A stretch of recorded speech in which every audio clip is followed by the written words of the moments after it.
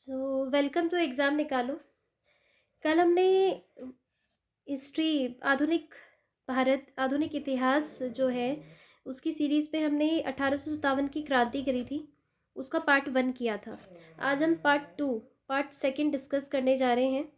ठीक है, आज हम पार्ट सेकंड डिस्कस करने जा रहे हैं जिसमें आज हम उसको कंटिन्यू करेंगे।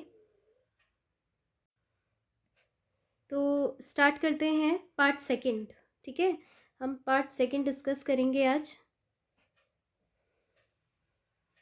जो आगे का जितना भी है उसको रिज्यूम करेंगे। ये आपका पार्ट सेकंड है 1857 की क्रांति का। देखते हैं, वर्ष 1857 के विद्रोह के दमन के पश्चात भारत शासन अधिनियम 1858 पारित किया गया। इसके माध्यम से भारत का शासन ईस्ट इंडिया कंपनी के हाथों से निकलकर ब्रिटिश क्राउन के हाथों में चला गया। जैसे ही मैंने बताया था आपको, हर जगह दमन हो गया था इसका।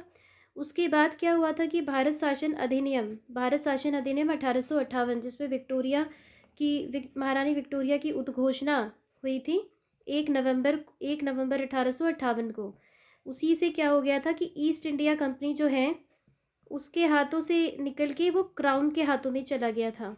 ठीक है, भारत का जो शासन था ईस्ट इंडिया कंपनी के हाथों से निकलकर क्राउन के हाथों में आ गया था, ब्रिटिश क्राउन के हाथों में। ठीक है, नेक्स्ट देखते हैं हम।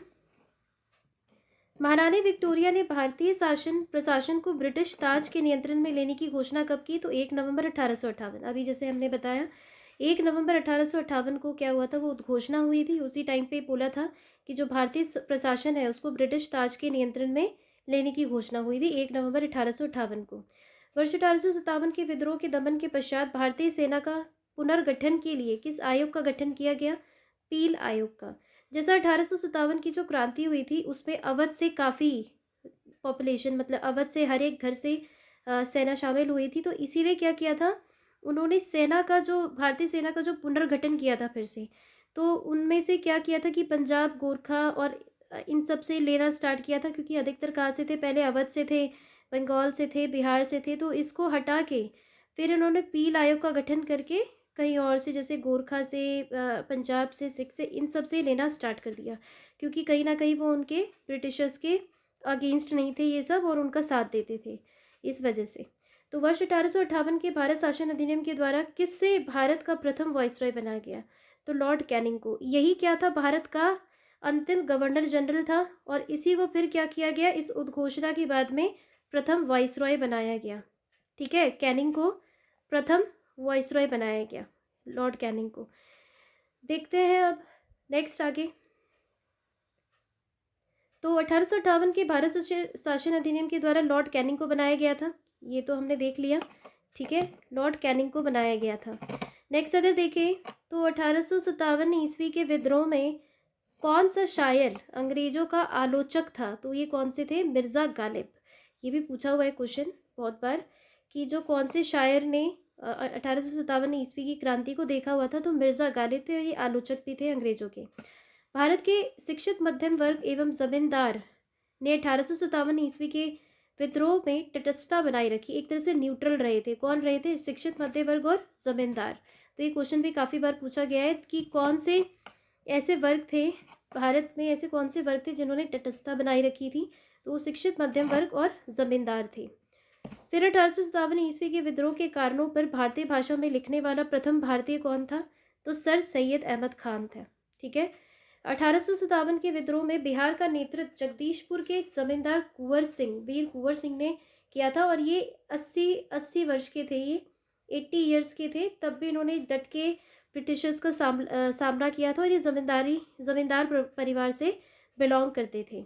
और तब भी इन्होंने ब्रिटिशर्स का है ना बहुत जम के विद्रोह किया, काफ़ी बार इनकी जीत भी हुई, लेकिन अंतिम में ये घायल हो जाने की वजह से 26 अप्रैल, ठीक है, 26 अप्रैल को इनकी मृत्यु हो जाती है।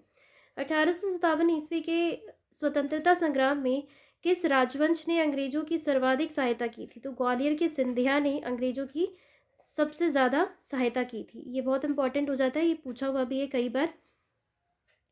नेक्स्ट देखते हैं हम 1857 पर आधारित प्रमुख पुस्तकें। ये तो हमेशा पूछा जाता है, कभी ना कभी एक पूछ दिया जाता है इसमें से। ये चैप्टर बहुत ज़्यादा इंपॉर्टेंट है, इसमें से हमेशा आपको 1 या 2 क्वेश्चन देखने को ज़रूर मिलेगा। तो उस पुस्तक है, उसके लेखक है तो the great rebellion, the great rebellion, ये पुस्तक किसने लिखी है? तो ये लिखी है अशोक मेहता ने। ग्रेट रेबिलियन पुस्तक किसने लिखी है? अशोक मेहता ने। फर्स्ट वॉर ऑफ इंडिपेंडेंस, ठीक है, फर्स्ट वॉर ऑफ इंडिपेंडेंस, ये किसने लिखी है? वीडी सावरकर ने, विनायक दामोदर सावरकर ने। 1857, ये किसने लिखी है? एसएन सेन ने। Sepoy mutiny and the revolt of 1857, ये किसने लिखी है? आर सी मजुमदार ने। हिस्ट्री ऑफ इंडियन म्यूटिनी, ये टीआर होम्स ने लिखी है। रेबेलियन 1857, ये किसने लिखी है? पीसी जोशी ने। Causes of the Indian revolt, जिसे हमने शुरुआत में ही देखा, ये किसने लिखा? सर सैयद अहमद खान ने लिखा है, ठीक है। देखो, रानी लक्ष्मीबाई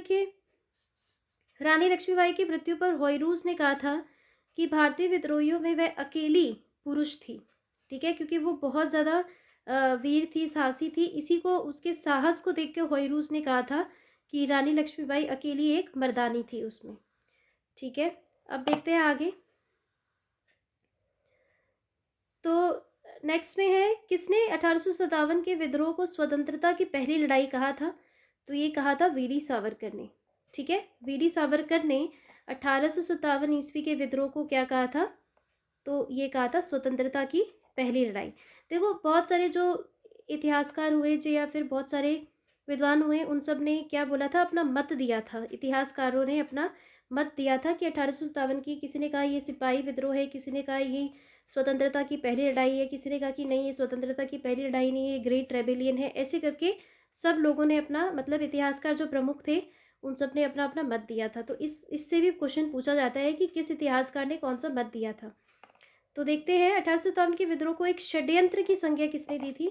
सर जेम्स आउट्रम और डब्ल्यू टेलर ने दी थी, ठीक है। जेम्स आउट्रम और डब्ल्यू टेलर ने षड्यंत्र की संज्ञा इसको बताया था। 1857 ईस्वी के विद्रोह को षड्यंत्र की संज्ञा बताया था, हिंदू मुस्लिम षड्यंत्र की संज्ञा बताया था इसने।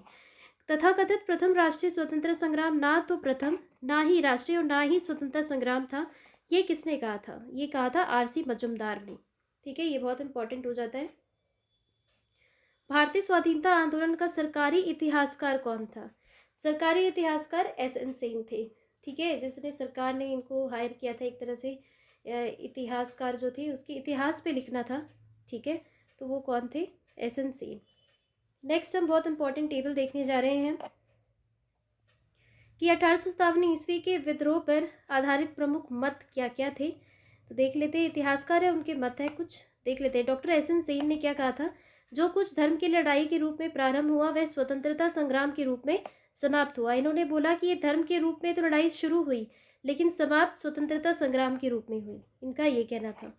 अशोक मेहता ने क्या कहा था? कि इस विद्रोह का स्वरूप राष्ट्रीय था, एक नेशनल रिवोल्ट बताया था इसको, नेशनल रिवोल्ट बताया था। किसने? तो अशोक मेहता ने। वीडी सावरकर ने, हमने जैसे बोला था, वीडी सावरकर ने इस विद्रोह को एक सुनियोजित राष्ट्रीय स्वतंत्रता संग्राम कहा था, ठीक है, एक राष्ट्रीय नेशनल इंडिपेंडेंस ऑफ वॉर कहा था वीडी सावरकर ने। आरसी मजुमदार ने क्या कहा था? ये हम पढ़ चुके हैं, जैसे प्रथम, ये ना तो प्रथम राष्ट्रीय संग्राम था, ना तो प्रथम था, ना ही राष्ट्रीय और ना ही स्वतंत्रता संग्राम था। ये किसका कहना था? डॉक्टर आरसी मजुमदार का। नेक्स्ट देखते हैं, तो सर जॉन लॉरेंस ने क्या बोला था?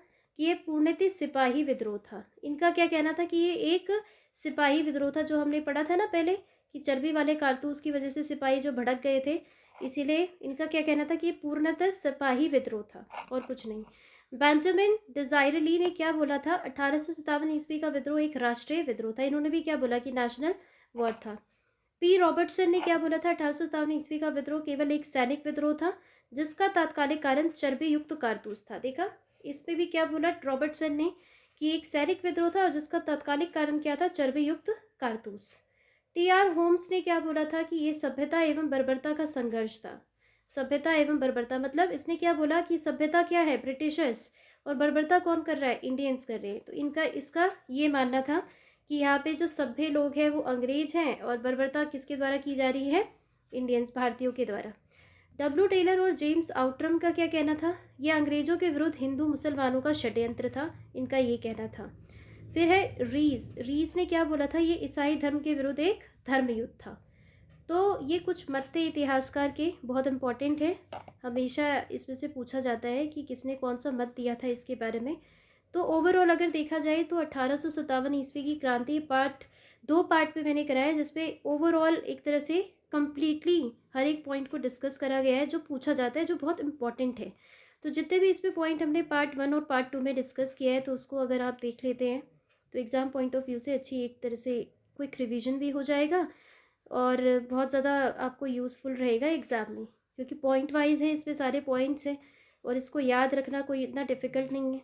तो ये कर सकते हैं हम, जिससे आपको बहुत ज़्यादा एग्ज़ाम में हेल्प मिलेगी। तो आज के लिए इतना ही।